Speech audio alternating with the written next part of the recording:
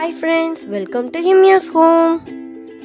இன்னைக்கு வாழைத்தண்டு சூப் எப்படி செய்யலாம்னு பார்க்கலாமா? வாழைத்தண்டு உடம்புக்கு ரொம்ப நல்லதுன்னு எல்லாருக்குமே தெரியும். மழை காலத்துக்கு சூப் ரொம்ப சூப்பராக இருக்கும். ரோட் சைட் ஷாப்பில் சூப்லாம் ரொம்ப சூப்பராக இருக்கும். வாழைத்தண்டு சூப், மஷ்ரூம் சூப் அதெல்லாம் நம்ம சாப்பிடுவோம். அதெல்லாம் ரொம்ப டேஸ்ட்டாக இருக்கும். அதே மாதிரி வீட்லேயும் செய்யலாம். வாழைத்தண்டு சூப் செய்கிறதுக்கு வாழைத்தண்டு கட் பண்ணிக்கோங்க. நான் ஒரு 1/4 கிலோ அளவுக்கு வாழைத்தண்டு கட் பண்ணி வச்சுருக்கேன். நம்ம பொரியல் செய்கிறதா இருந்தால் அந்த நார்லாம் ஒரு குச்சி வச்சு எடுப்போம் தண்ணியில் போட்டு. இந்த சூப்புக்கெலாம் அந்தளவுக்குலாம் எடுக்க தேவையில்லை. நீங்கள் கட் பண்ணி சாதாரணமாக போட்டால் போதும். ஒரு 1 லிட்டர் அளவுக்கு நான் தண்ணி ஊற்றுறேன். நீங்கள் எவ்வளோ சூப் வேணுமோ அந்தளவுக்கு தண்ணி ஊற்றிக்கோங்க. அது தேவையான அளவு உப்பும் போட்டு நல்லா அவிச்சு எடுத்துக்கலாம். ஒரு 3 விசில் விடுறேன். இப்போ வாழைத்தண்டு நல்லா வெந்துருச்சு. இப்போ இந்த வாழைத்தண்டில் உள்ள சத்து எல்லாமே அந்த தண்ணியில் இறங்கியிருக்கும். இப்போ இந்த தண்ணியை நான் வடிகட்டிடுறேன்.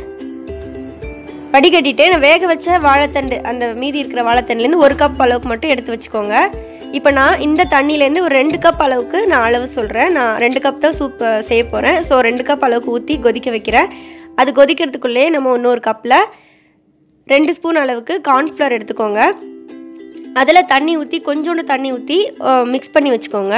இது எதுக்குன்னா ஹோட்டல்லலாம் சூப்லாம் கொஞ்சம் நல்லா திக்காக பாகு மாதிரி இருக்கும், டேஸ்ட்டாகவும் இருக்கும். அந்த டேஸ்ட்டுக்காகவும் அந்த கன்சிஸ்டன்சிக்காகவும் தான் நம்ம இதை ஆட் பண்ணுறோம். இதை நல்லா மிக்ஸ் பண்ணி வச்சதுக்கப்புறம் இது நல்லா கொதிச்சிருச்சு. இப்போ இதில் 1 ஸ்பூன் அளவுக்கு பெப்பர் போடுங்க. இப்போ அது உங்கள் காரத்துக்கு ஏற்ற மாதிரி நீங்கள் போட்டுக்கலாம். ஒரு 1/2 டீஸ்பூன் ஜீரகத்தூளும் போடுங்க. இப்போ கடையிலலாம் மிளகாத்தூள்லாம் போடுவாங்க. பட் நம்ம பியூர் பெப்பர்லேயே செய்யலாம். அதுதான் சளிக்கு ரொம்ப நல்லது.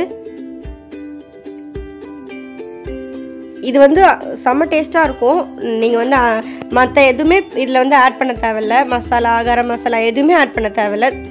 இப்போ நம்ம கலக்கி வச்சுருந்தா கார்ன்ஃப்ளவர் மிக்ஸையும் இதில் ஊற்றிடலாம். கார்ன்ஃப்ளவர் மிக்ஸ் ஊற்றின உடனே கலக்கி விட்டுருங்க, இல்லைனா கட்டி கட்டியாகிடும். நல்லா கலக்கி விட்டுருங்க. அதுக்கப்புறம் நம்மளுக்கு அந்த கன்சிஸ்டன்சி கிடச்சிரும்.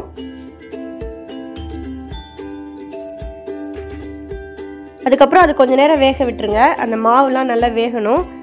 இப்போ கொதிச்சதுக்கப்புறம் நம்ம எடுத்து வச்சிருந்த வாழைத்தண்டு கொஞ்சோண்டு எடுத்து வச்சிருந்தோம்ல, அதையும் போடுங்க. நிறைய போட்டிங்கன்னா அப்படி குழம்பு மாதிரி ஆகிடும்.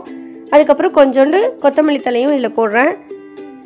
இப்போ 1 கப்பு சூப்புக்கு ஒரு 4-5 வாழைத்தண்டு கிடக்கிற மாதிரி இருந்தால் போதும். உப்பு பார்த்துட்டு கொஞ்சம் போட்டுக்கோங்க. ஏன்னா வேக வைக்கும் போது நம்ம உப்பு போட்டிருந்தோம். அதுக்கப்புறம் மஞ்சத்தூள் கொஞ்சம் போட்டு இறக்கிடலாம். ஒரு கொதி வந்ததுக்கப்புறம் இறக்கிடுங்க. அதுக்கப்புறம் இந்த கடையிலலாம் கார்ன்ஃப்ளெக்ஸ் சிப்ஸ் தூவி கொடுப்பாங்க. ரொம்ப டேஸ்ட்டாக இருக்கும். அதை நம்ம வீட்லேயே கார்ன்ஃப்ளெக்ஸ் வாங்கி எண்ணெயில் அப்பளம் மாதிரி பொரிச்சுக்கோங்க. பொரிச்சிட்டு நம்ம சாப்பிடும்போது எப்போ நம்ம சூப் சாப்பிட்றோமோ அது ஒரு பவுலில் ஊற்றிட்டு அதுக்கப்புறம் தான் அந்த கார்ன்ஃப்ளெக்ஸ் மேலே தூவணும். ஃபஸ்ட்டே நீங்கள் போட்டுட்டிங்கன்னா அப்படியே ஊறிடும். அப்புறம் தண்ணி விட்டுரும். சூப் நம்ம சாப்பிட போகிறோன்னு கன்ஃபார்மாக தெரிஞ்சதுக்கப்புறம் தான் நம்ம அதை போட்டுட்டு சாப்பிட்ணும். அப்படியே பாதியாக வச்சுட்டோம் நம்ம அப்புறமா சூட் பண்ணி சாப்பிட்டுக்கலான்னா நல்லா இருக்காது கார்ன்ஃப்ளெக்ஸ் போட்டதுக்கப்புறம். இப்போ ஒரு சூப் ரெடி ஆயிடுச்சு. இதை நீங்கள் அப்படியேவும் நம்ம சாப்பிட்லாம். உங்களுக்கு விருப்பமாக இருந்துச்சுன்னா, உங்களுக்கு பிடிக்கும்னா நீங்கள் அந்த கார்ன்ஃப்ளெக்ஸ் போட்டுக்கலாம், இல்லைனா அதை விட்டுடலாம். சூப்பராக ரெடி ஆகிடுச்சு. இப்போ நான் கொஞ்சம் கார்ன்ஃப்ளெக்ஸ் தூவி சாப்பிட போகிறேன். ரொம்ப ரொம்ப சூப்பராக இருக்கும். சளிக்கெலாம் ரொம்ப ரொம்ப நல்லது. ஏன்னா இதில் பெப்பர் நல்லா காரமாக, வாழைத்தண்டும் நல்லது. சூப்பராக ரொம்ப டேஸ்ட்டாக இருக்கும். கண்டிப்பாக ட்ரை பண்ணி பாருங்கள். இதே மெத்தடில் மஷ்ரூம் வெஜிடபிள்ஸும் செய்யலாம்.